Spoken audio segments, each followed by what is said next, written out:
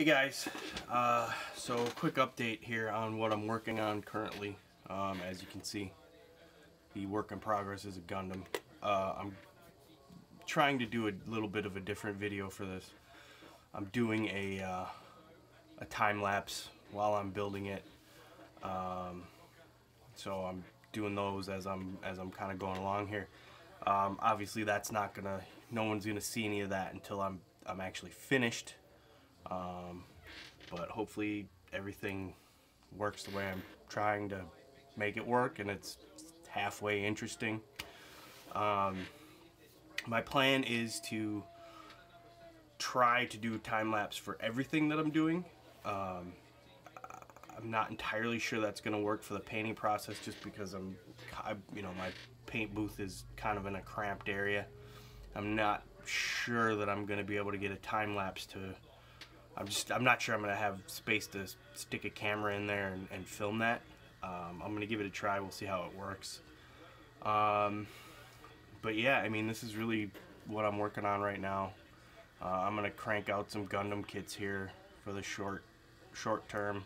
The Nissan that I worked on really just kind of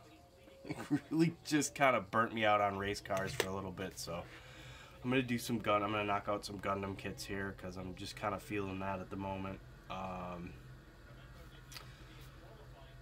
Yeah, that's really about it. If you pay attention during the time-lapse videos, I know it's probably going to be kind of hard to see, but if you pay close attention during the time-lapse videos, you're going to see me going in and cutting the locator pegs, not off but down.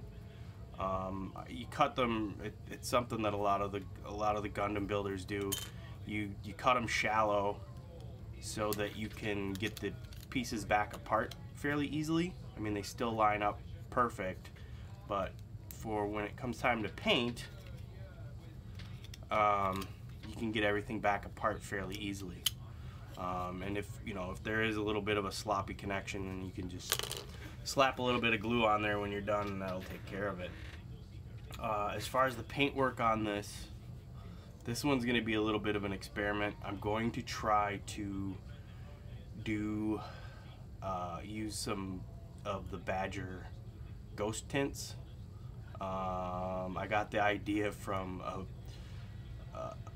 a Warhammer piece that Gil over at Red Dragon Model Works did a couple years ago. He had it. I saw it in person at the Butch O'Hare model show, and it was one of the absolute best looking paint jobs I have ever seen. It looked amazing.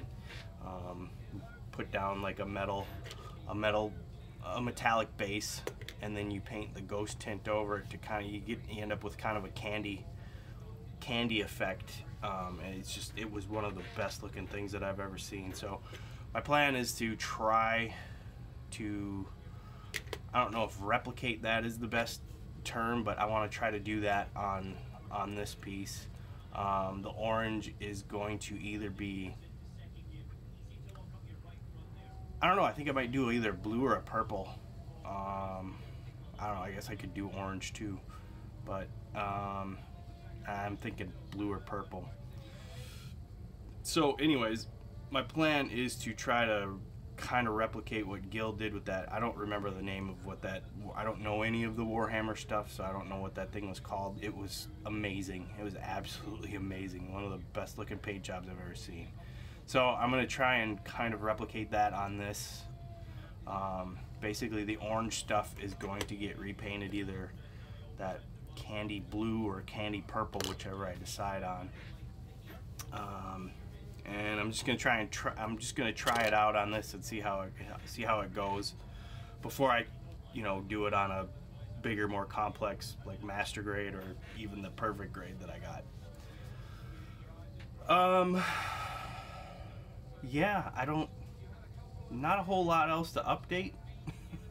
I've got a bunch of new kits in, and a lot of Gundam stuff lately. But that's really it. This is kind of an update on what I'm working on right now. Yeah, that's it. I hope everybody had a good Christmas. I hope y'all got some good, cool stuff, and more importantly, just spent a few days relaxing and eating a lot of food. That's really it. That's smallish update. I know, not a lot to be said here. I'm trying to think if I got anything else noteworthy that I feel like showing off. I haven't really gotten any new tools to show off. Oh, one thing with this is the weapons this kit comes with are the little machine gun thing here, and then this, what in my opinion, is a really awful looking bazooka rocket launcher thing, which this is just dull, really uninspiring to look at. So this is getting tossed out. This was a possibility to use as the weapon, but even that, I think this kit is really cool looking and deserves something a little bit better than that. So I'm using this big rifle from one of the Kotobukiya modeler support goods sets. I'm gonna have to modify the handle. I'm either gonna have to make that a little bit thicker, or I'm just gonna have to glue it into the Gundam's hand when I'm done, because the handle, as you can see, is a little bit skinnier. So I'm pretty sure it won't be able to hold it very well. So at the very least, glue. Otherwise, I can build that up with some sheet styrene and make it a little bit thicker so that it holds in the hand a little bit better. But a little bit of paint, detail work on this will look like a really cool gun. Yeah, anyways, that's about it. Like I said, I hope everybody had a good Christmas. And I will be back with an update when an update is necessary. Thanks for watching.